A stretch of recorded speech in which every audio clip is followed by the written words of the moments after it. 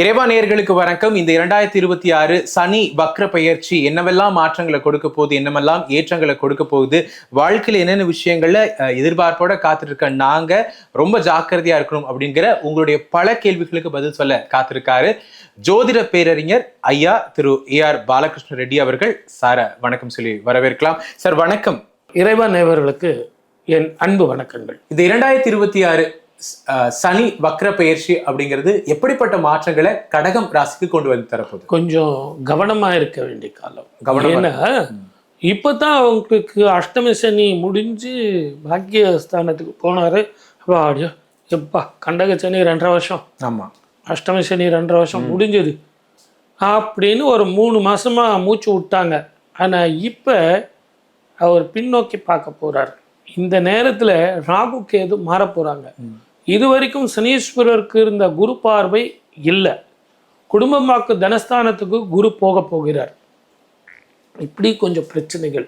அதே மாதிரி ஜென்மத்தில் கேதுவும் 7ஆம் இடத்துல ராகுவும். வேற்று மொழி இனத்தவர்களால் பிரச்சனையும், இது வரைக்கும் நீங்கள் ஊட்டி வளர்த்தவங்களாலேயே உங்களுக்கு பிரச்சனையும், நீங்களா போய் உதவி செஞ்சவங்களாலேயே உங்களுக்கு உபத்திரவமும் வந்து தான் சேரும். அதனால் உங்கள் வேலை என்னவோ அதை பாருங்கள். இருக்கிற வேலையை விட்டுட்டு பறக்கிற வேலைக்கு ஆசைப்படாதீங்க. ஒரு முறைக்கு 2 முறை தீர விசாரிச்சுட்டு அதுக்கப்புறம் அந்த வேலைக்கு போங்க. ஏன்னா த known devil is better then unknown angel. தெரிஞ்ச பிசாசை மேலு. அதனால் உங்களுக்கு இப்போ சனி வக்கரங்கிறது கொடுத்து கெடுப்பான். நிச்சயமா 135 நாள் அவர் இங்கே இருக்கார். இந்த 135 நாள் முடிஞ்ச வரைக்கும் உங்கள் வேலையை பாருங்கள். மனசை ஒருமுகப்படுத்துங்க, மனசை கஷ்டப்படுத்தாதீங்க. மீண்டும் அஷ்டம சனி மாதிரியே எனக்கு கஷ்டம் வருமா, கௌரவம் பாதிக்குமான்னு நினைக்காது. அப்போ ரொம்ப ஒரு தெளிவான ஒரு விஷயத்த சொன்னீங்க. கடகத்திற்கான கிரகங்கள் எப்படி இருக்கு, இப்போ குருவனுடைய பார்வையும் இல்லை அப்படின்னு இருக்கீங்க. அப்போ பொருளாதார சூழல் எப்படி இருக்க போகுது, இன்வெஸ்ட்மெண்ட்ஸை தாண்டி என்னுடைய வேலைகளை நான் எவ்வளவு கவனமா இருக்கணும், குறிப்பா நான் வேற ஏதாவது விஷயங்களை முதலீடு பண்ணலாம், இந்த மாதிரியான கேள்விகளுக்கு கடகத்துக்கு என்ன பதில்? இது எல்லாமே டெம்பரவரி தான் சார். 3 மாதம் 4 மாதம் 5 மாதம், மறுபடியும் பிப்ரவரியில் திருப்பியும் ஒரு கடகத்துக்கு குரு உச்சம் பெற போகிறார். இதெல்லாம் ஒரு 3 மாதம் 4 மாதம். இதுக்காக நீங்கள் பயப்பட வேண்டிய அவசியம் இல்லை. ஆனால் அதே நேரத்தில் சனியும் செவ்வாயும் அந்த பார்வை மிக கவனமாக இருக்கணும். பயணத்தில் மிக கவனமாக இருக்கணும். எலக்ட்ரிசிட்டி, ஃபயர், நீரினால் நெருப்பினால், நான் எங்கேயோ டூர் போகிறேன் சார், போட்டிங் போகிறேன், நான் போட் எடுத்துகிட்டு போகிறேன், ஸ்விம்மிங் போகிறேன். இப்போல்லாம் பார்த்தீங்கன்னா பாறை மேலே நின்றுக்கிட்டு செல்ஃபி எடுக்கிறாங்க, ரீல்ஸ் எடுக்கிறாங்க. அதெல்லாம் தேவைங்களா? பார்க்கறதுக்கு என்ன அழகு அது? அது அழகா? அந்த அழகை ரசிக்கணுமே ஒழிய அந்த அழகோடு போய் நம்ம சேரக்கூடாது. அப்போ அந்த அழகு உங்களை அரவணைச்சிச்சுன்னா ரொம்ப அலோகலப்பட்டு போயிடுவாங்க. கண்டிப்பா தூரத்தில் இருந்து இயற்கையை அனுபவிக்கணுமே ஒழிய இயற்கையோடு சேரக்கூடாது. இதை நீங்கள் புரிஞ்சுக்கணும். எதுக்காக நான் இவ்வளவு சொல்கிறேன்னா, கடகம் என்பது நீர் கிரகம். நீர் கிரகங்கிறதுனால கொஞ்சம் ஜாக்கிரதையாக போகிறது நல்லது. புதிய இல்லற வாழ்க்கைக்குள்ள ஈடுபடுறதோ அல்லது புதுசா ஏதாவது ஒரு விஷயத்தை துவங்கணும்னு நினைக்கிறவங்களோ இந்த காலகட்டத்தில் குறிப்பா கடகத்தில் இருக்கக்கூடிய நட்சத்திரக்காரங்கள் எந்தெந்த விஷயத்துல கவனமா இருக்கணும்? இந்த இல்வாழ்க்கை அப்படிங்கிறது எப்படிப்பட்ட சூழல்ல இருக்கும்? ஃபர்ஸ்ட் கிளாஸ் இருக்கும், அருமையா இருக்கும். மனைவி சொல்ல மந்திரம், கொஞ்சம் பொண்டாட்டி சொல்றதை கேளுங்க சார், ரொம்ப அருமையா இருக்கும். இந்த வருஷம் முழுவதுமே ரொம்ப நல்லா இருக்கும் உங்களுக்கு. நல்ல மனைவி, நல்ல குழந்தைகள், நல்ல வாழ்க்கை, நல்ல சத்சந்தானம், நல்ல வீடு அமையும். புதிய கடன் ஏற்படும். பழைய கடனை தீர்த்துருவீங்க. புதிய கடன் ஏற்படுறதுனால புதிய வீடு, ஃப்ளாட்டை கொடுத்துட்டு வீடு வாங்குறது, பழைய காரை கொடுத்துட்டு புது கார் வாங்குறது, 2 வீலரை கொடுத்துட்டு 4 வீலர் வாங்குறது ரொம்ப பிரமாதமாக இருக்கும். இப்போ நீங்கள் சொன்னீங்க குருவினுடைய பார்வை இல்லை அப்படிங்கும் போது சில பண சிக்கல்கள் வரும்போது பொதுவாகவே நம்மளுக்கான இந்த மன அழுத்தம், நடுக்கம், பயம் இதெல்லாமே இருக்கும், தவிர்க்க முடியாது. அப்படி இருக்கும்போது இந்த கடக ராசிக்காரங்க எப்படியான சூழலை கையாளணும் இந்த அடுத்த 135 நாட்களுக்கு? இது 135 நாள் தான் சார் அப்படின்றதுக்குள்ள ஓடி போயிடும். அது ஒன்றும் பெரிய பிரச்சனை இல்லை. நம்ம ரொம்ப வளர்த்துட்டோம்னா தான் 135 நாள் 1 வருஷத்துக்கு நமக்கு பிரச்சனையை கொடுத்துரும். இந்த 135 நாள் நம்ம வேலை என்னவோ அதை வண்டி பார்த்துக்கிட்டு ஒரு பெரிய வணக்கத்தை வச்சுக்கிட்டு சந்தோஷங்க, நல்லா இருக்கீங்களா, நல்லா இருக்குங்க அப்படின்னு யாரோடையும் விரோதம் பாராட்டாமல் சுற்றுப்புற சூழ்நிலையை அரவணைச்சு நீங்கள் போனீங்கன்னா பிரமாதமான வாழ்க்கையாக இருக்கும், பயப்பட வேண்டிய அவசியமே கிடையாது. நிச்சயமா சார். சார் அப்போ இப்படிப்பட்ட ஒரு சூழல்ல நிச்சயம் இந்த கோயில்களுடைய வழிபாடு நமக்கு தேவை அப்படின்னா எந்த கோவில்கள், பரிகாரங்கள் என்ன சார்?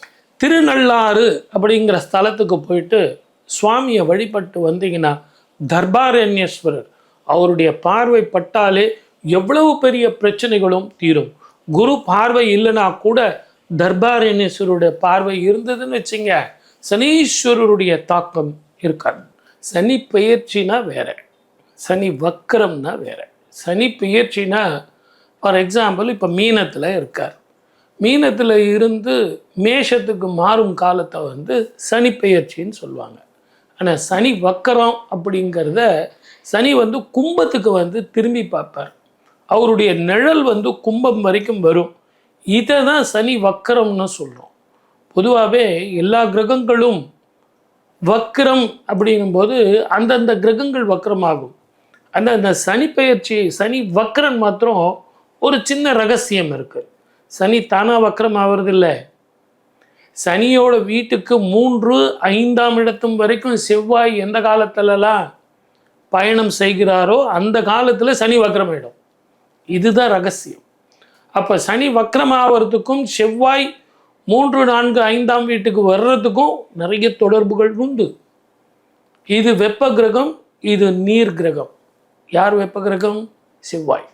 நீர் கிரகம், குளிர்ச்சியான கிரகம் யாருன்னு கேட்டிங்கன்னா சனீஸ்வரர்.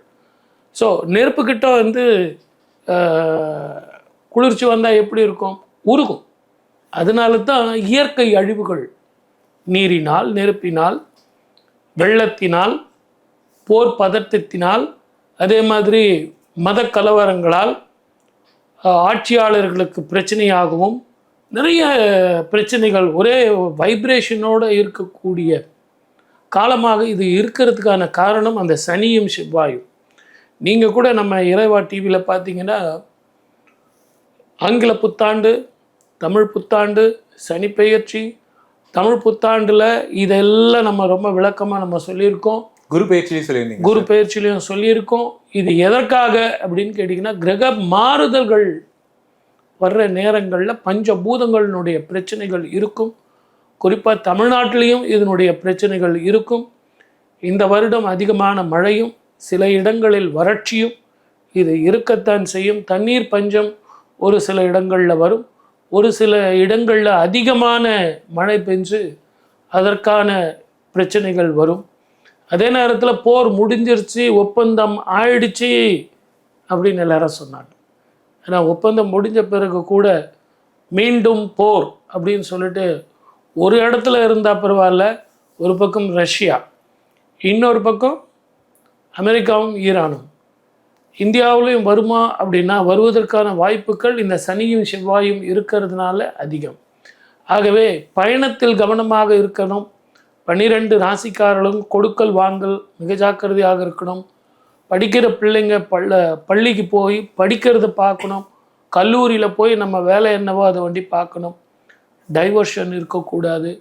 அதே மாதிரி வெளிநாட்டு வாய்ப்பு, வெளிநாட்டு வேலைக்கு போகிறவங்க ரொம்ப கவனமாக பயணத்தில் இருக்கணும். இரவு நேர பயணத்தை தவிர்ப்பது நல்லது. இப்போ போர் சூழல் பதட்டமான இருக்கு அப்படின்லாம் சொல்லிடுறீங்க. அப்போ பணவரவு, முதலீடு, இல்லை புதிய தொழில் தொடக்கம், இந்த மாதிரியான சூழல்களில் ஈடுபட வேண்டியவங்க இந்த சனி வக்ர பயிற்சியில் எப்படி இருக்கலாம்? உங்கள் ஜாதகத்தில் இப்போ என்ன மகாதிசை நடக்குதுன்னு பார்க்கணும். இப்போ நம்ம கொடுக்கறது அத்தனையுமே பொது பலனும் அதுக்கு உண்டான பரிகாரங்கள் தான். ஆனால் உங்களுக்கு அது எப்படி இருக்குது, உங்கள் ஜாதகத்தில் இப்போ என்ன மகாதிசை நடந்துக்கிட்டு இருக்குது, அது மட்டும் இல்லை சனீஸ்வரருக்கு குரு பார்வை இருக்கா, குரு தசை நடக்குதா, சுக்கிர தசை நடக்குதா, ராகு கேது தசை நடக்குதா அப்படின்னு பார்க்கணும். இதை கேள்வி கேட்கும்போது தான் எனக்கு இன்னொரு ஞாபகம் வந்தது. சனி வக்ரம் 11/12/2026 வரைக்கும் இருக்குது. டிசம்பர் மாதம் 11ஆம் தேதி வரைக்கும் இருக்குது. விடியற் காலையில் 5 மணி வரைக்கும் இருக்குது. ஆனால் இது நடுவில் டிசம்பர் மாதம் 5ஆம் தேதி ராகு கேது பெயர்ச்சி இருக்குது. ஒரு பக்கம் ராகு கேது பெயர்ச்சி, ஒரு பக்கம் சனி வக்ரன், குருவும் அதிசாரமாக சிம்மத்துக்கு போக போகிறார். இப்படிப்பட்ட காலகட்டம் ரொம்ப கர்ணகடூரமான ஒரு காலகட்டம். அதனால தான் பயணங்களில் கவனமாக இருக்கணும். வெளிநாட்டில் வேலை செய்பவர்கள் மிக ஜாக்கிரதையாக இருக்கணும். தேவையில்லாத விஷயங்களில் தலையிடக்கூடாது. வேற்று மொழி இனத்தவர்களால் பிரச்சனைகள் வரும், மதக்கலவரங்கள் இருக்கும். மிக ஜாக்கிரதையாக போக வேண்டிய ஒரு காலம். இதை நம்ம விஞ்ஞானத்தில் வந்து இப்போ தான் அவங்க சொல்கிறாங்க எல் நினோ அப்படின்னு சொல்கிறாங்க. ஆனால் நம்ம வந்து இதை வந்து ஒரு 1.5 வருஷமாக இதை நம்ம சொல்லிட்டு இருக்கோம். நிச்சயமா.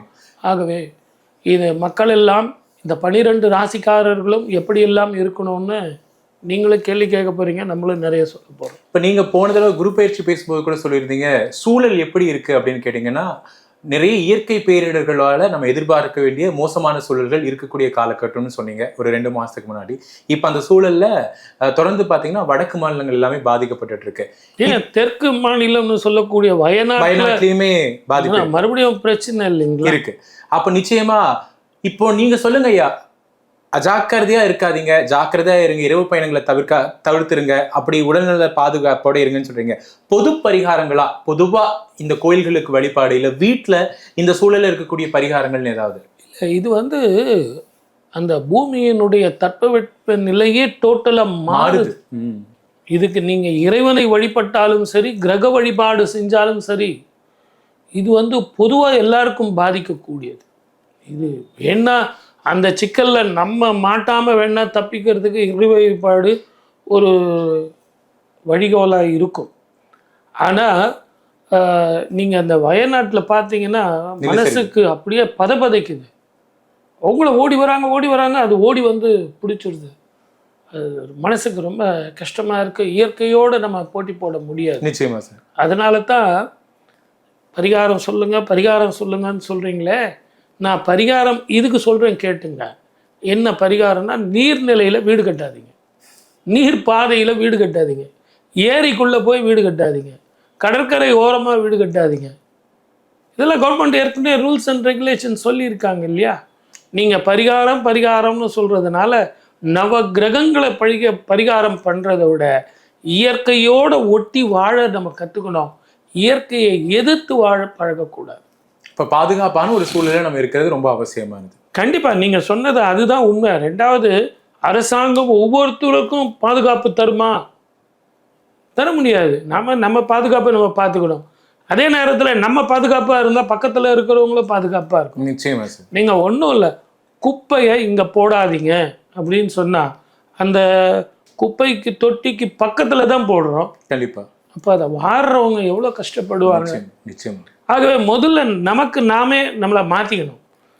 சில கட்டுப்பாடுகள், சுகாதார முறைகள் இதெல்லாம் கொண்டு வந்தீங்கன்னா ஆரோக்கியமாக வாழலாம். சனீஸ்வரர் என்பது ஆரோக்கியத்துக்கு எடுத்துருவான். வயிறு, நரம்பு, சின்ன சின்ன இன்ஃபெக்ஷன் கொடுத்துருவான், கேஸ்ட்ரிக் ட்ரபிள் கொடுத்துருவான், சாப்பிட்ற தண்ணியில் பிரச்சனைகள் கொடுத்துருவான். ஆகவே தான் இங்கே ஆடி மாதம் கூட கூழ் வார்த்து அம்மனுக்கு வேப்பிலை போட்டு அந்த வேப்பிலையோடு சேர்ந்த கூழை நம்ம குடிக்கிறோம். ஏன்னா வேப்பிலைங்கிறது ஒரு அருமருந்து, வயிற்றில் இருக்கிற பூச்சிகள்லாம் போயிடும். இப்போ நீங்கள் பரிகாரம் சொன்னீங்களே, அந்த பரிகாரமும் வாழ்க்கை முறையும் வாழ்வியலும் சேர்ந்து அந்த காலத்திலே கொடுத்துருக்காங்க பாருங்க. கண்டிப்பாக சார். ஆக வீடு கட்டுறது எங்கன்னு நம்ம பார்க்கணுமே ஒழிய, வழியிலெல்லாம் போய் வீடு கட்டி அதனுடைய பாதையில் நீங்கள் போனீங்கன்னா பஞ்சபூதங்களும் தடுக்க முடியாது. நிச்சயமா சார். உங்களுடைய நேரத்திற்கு ரொம்ப நன்றி. இதே மாதிரி தொடர்ந்து ஆன்மீகம் சார்ந்த பல நிகழ்ச்சிகளுக்கு நம்மளுடைய இறைவா சேனலை சப்ஸ்கிரைப் பண்ணிக்கோங்க.